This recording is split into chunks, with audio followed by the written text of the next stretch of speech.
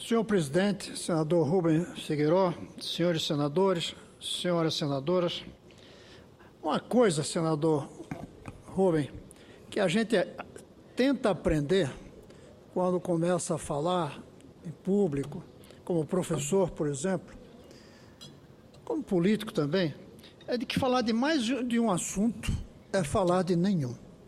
Se você quer fazer um bom discurso, arranje uma ideia, senador Rubem Figueiredo, e concentre nela. Mas o mundo está tão dinâmico, as coisas estão tão velozmente mudando, que é impossível falar de uma coisa só. Eu estava ali fazendo, senador Rubem, se eu fosse falar aqui sobre as coisas de hoje, eu ia falar sobre pelo menos 9 assuntos. Eu queria falar sobre um assunto que eu vou falar aqui. Eu queria falar mais tempo sobre a morte desse grande arquiteto que é o Lelé, sobre essas mobilizações, sobre a violência, sobre a corrupção, sobre o discurso da presidenta Bachelet, sobre as metas do PNE, comparando com as metas que eu apresentei ao presidente Lula em 2003, quando eu era ministro, que coincidem totalmente e perdemos mais de 10 anos.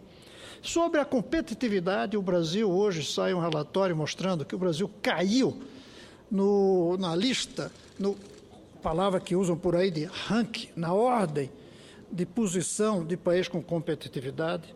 Eu teria todos esses mais um, que é uma preocupação que eu tenho há tempo, que é a energia nuclear, e que essa última semana, como bem colocou um dos lutadores contra o uso de energia nuclear, o Chico Ítaca, foi uma semana destruidora para os que são contra a energia nuclear. No mundo inteiro aconteceram coisas que estão derrubando a luta contra a energia nuclear. Não vai dar para falar sobre os 9, mas não vai dar para falar só sobre um. Eu quero começar pelo Lelé. O arquiteto Lelé, que eu conheci bem quando eu era reitor da universidade, faleceu antes de ontem, é uma das figuras, ou na madrugada de ontem, melhor, é uma das figuras mais importantes que nós tivemos no mundo da arquitetura brasileira. Ele que criou concepções novas, como o CIEPS, concepções novas como os SIACs, como a rede, os hospitais da rede SARA. São soluções radicais de diferente, por serem pré-fabricadas, por serem baratas as obras, por serem eficientes. Mas tem uma coisa que eu quero deixar aqui mais clara ainda sobre o Lelé. Ele foi o arquiteto do social. Quando a gente olha, senadora Ana Amélia, as obras dele se caracterizam pela rede SARA, na área de saúde, e pelos CIEPs e prédio da UNB na área de educação. Ele fez outras obras também, mas essas duas obras são fundamentais para nós colocarmos o Lelé entre os grandes arquitetos do Brasil.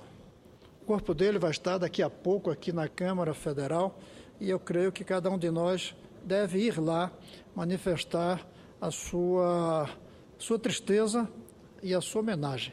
Eu diria que depois do Niemeyer nós temos o nome do Lelé como o segundo mais importante arquiteto do século XX no Brasil.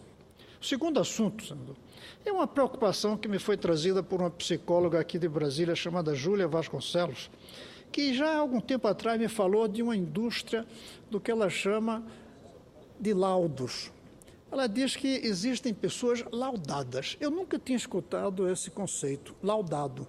Laudado são estudantes que têm laudos para ficar fora da sala de aula, que têm laudos para tomar drogas, para mudar a atenção baixa nas salas de aulas. Hoje, há uma rede de pessoas, senador, jovens laudados, com laudos, para tirarem proveito disso, porque nem todos, de fato, têm aquela síndrome. E uma coisa que ela me trouxe para ver é um artigo grande no Estadão, que eu não vou ler, obviamente, até porque tem mais 2 temas, sobre o título é A Droga da Obediência no Enem. É uma dessas sacadas de jeitinho que os brasileiros usam para dar soluções de uma maneira inconveniente em benefício próprio. Quem tem déficit de atenção tem direito a um tempo maior para fazer prova. Pois bem, os alunos hoje estão chegando laudados, com um laudo dizendo que tem deficiência de atenção, para poder ter 1 hora a mais na hora de fazer o Enem. Pode-se acreditar numa coisa dessa? Podemos acreditar que isso está acontecendo no Brasil? Primeiro, a criança que tem déficit de atenção, a gente deve cuidar dela lá na escola. Lá na escola. Deve dar uma atenção especial, deve ter acompanhamento de psicopedagogos, de tal maneira que essa deficiência da falta de atenção seja compensada aprendendo. Não, a gente não faz isso. Deixa para lá, a escola continua como está. Agora, na hora de fazer o exame, já que a gente não fez o dever de casa, a gente dá uma horinha a mais para essa pessoa. É uma espécie de cota do tempo. Cota do tempo para os que sofrem de deficiência de atenção, ou até os que não sofrem e chegam com um laudo, que a gente sabe que acontece muito no Brasil, laudos sem convergência com a realidade.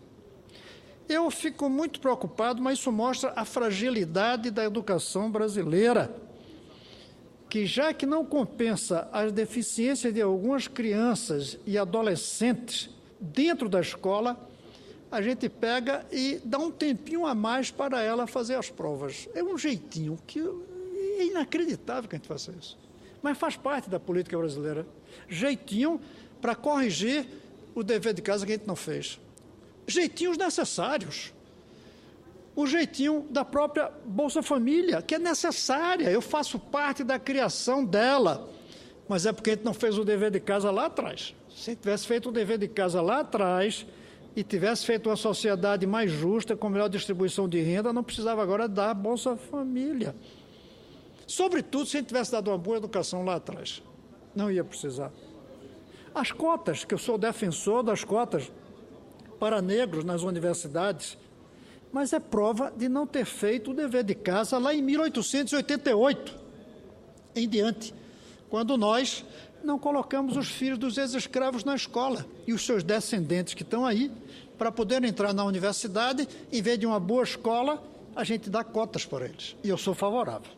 Mas é um jeitinho. Jeitinho é jeitinho. Jeitinho não é solução. Solução é escola boa de qualidade. Para evitar o problema dos que chegam dos que tinham deficiência de atenção e também para evitar os problemas das cotas, para evitar o problema de Bolsa Família, todas essas saídas necessárias, mas que não deixam de ser formas de jeitinho. Mas, senador, o que eu talvez queira me dedicar mais aqui são duas coisas. Primeiro, essa queda na competitividade brasileira. O Brasil está ficando para trás. E não é de agora que se fala. O documento, o próprio jornal Financial Times, diz que a produtividade tem que virar obsessão nacional. Por quê? Nós não estamos ligando. Por causa do jeitinho, senador. A gente perde competitividade, aí faz isenção fiscal. A isenção fiscal é uma maneira de compensar a baixa produtividade, a perda da competitividade. A gente não consegue competir internacionalmente, aí a gente faz a Lei Candir. Tira imposto do que é exportado, porque a gente não consegue exportar por falta de capacidade de competitividade. É triste, mas o que se vê é um país cuja economia não tem um longo futuro. Nós temos um presente. Dentro da linha do que eu falei aqui tantas vezes, a economia está bem, mas não vai bem. Aliás, eu já mudei esse discurso. Eu já tenho dito, a economia não está bem e irá pior. 3 anos atrás eu dizia, a economia está bem, mas não vai bem, gente. Vamos ter problemas. Os problemas chegaram, são visíveis e vão piorar, por falta de competitividade. E competitividade hoje, ela vem, primeiro, de dentro da fábrica, como sempre foi, mas também fora da fábrica. Em que sentido? Dentro da fábrica é você ser capaz de produzir mais de maneira mais barata. Mas fora é você produzir coisas novas, que é o que faz a competitividade de hoje. O que faz a competitividade de um telefone desse não é só você fazer mais dele com menos recursos, de maneira mais barata. O que faz a competitividade é você inventar um novo a cada ano. A competitividade do produto novo, a produtividade da tecnologia dentro do produto, e não só da tecnologia de produzir o produto. Nós estamos fracassando nos dois. Nós nem estamos fazendo de maneira mais barata, por causa da política tarifária, que é muito pesada, porque a infraestrutura não gera a facilidade que é necessária para produzir. Falta energia, tem risco de apagão. Você produz, mas não chega no porto. Chega no porto, mas fica dormindo lá, não sai em 2 horas, como deveria ser o caso. Nós estamos perdendo competitividade e isso é muito grave. E estamos perdendo mais do que os outros países. Aqui tem uma nota nesse material que diz uma coisa interessante. Nós antes estávamos na companhia de alguns países. Agora estamos na companhia de outros piores, na posição que nós estamos dentro do grupo de países por competitividade.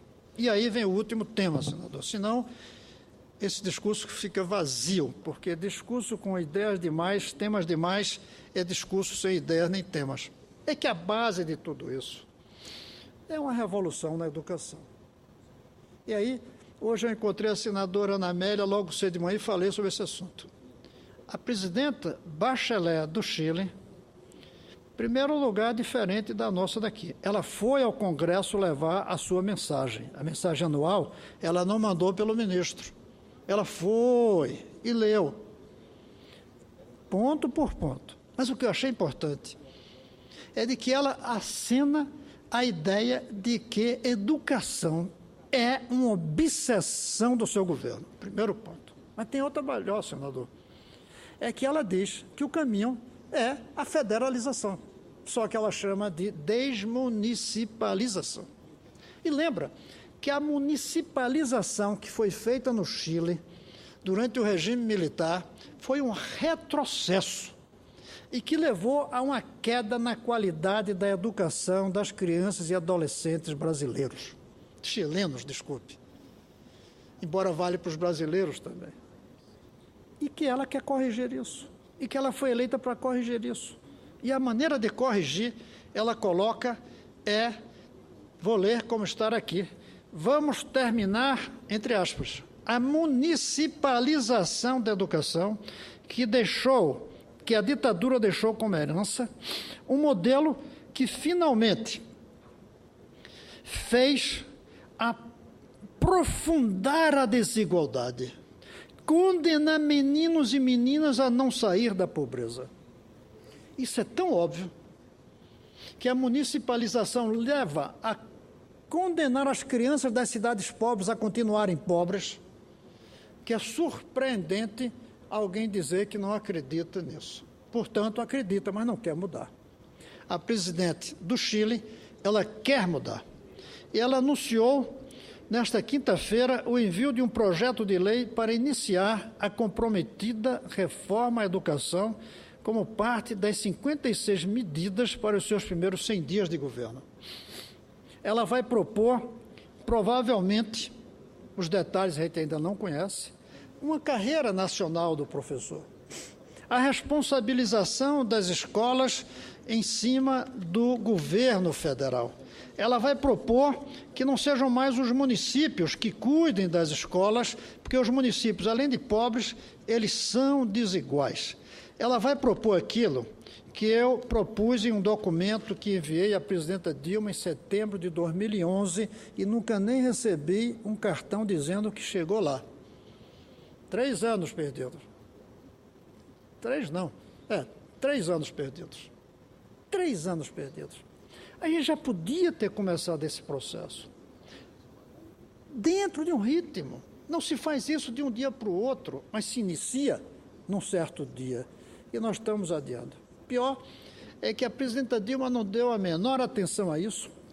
Na verdade, o governo Lula já está aí há 12 anos e não fez, salvo em 2003. Eu comecei essa ideia, com um programa chamado Escola Ideal, em 28 minúsculas cidades, porque com dinheiro que não vinha do conjunto do governo, não dava para convencer o ministro da Fazenda, tiramos do próprio MEC e começamos a ideia da Escola Ideal. O governo federal agindo nas cidades.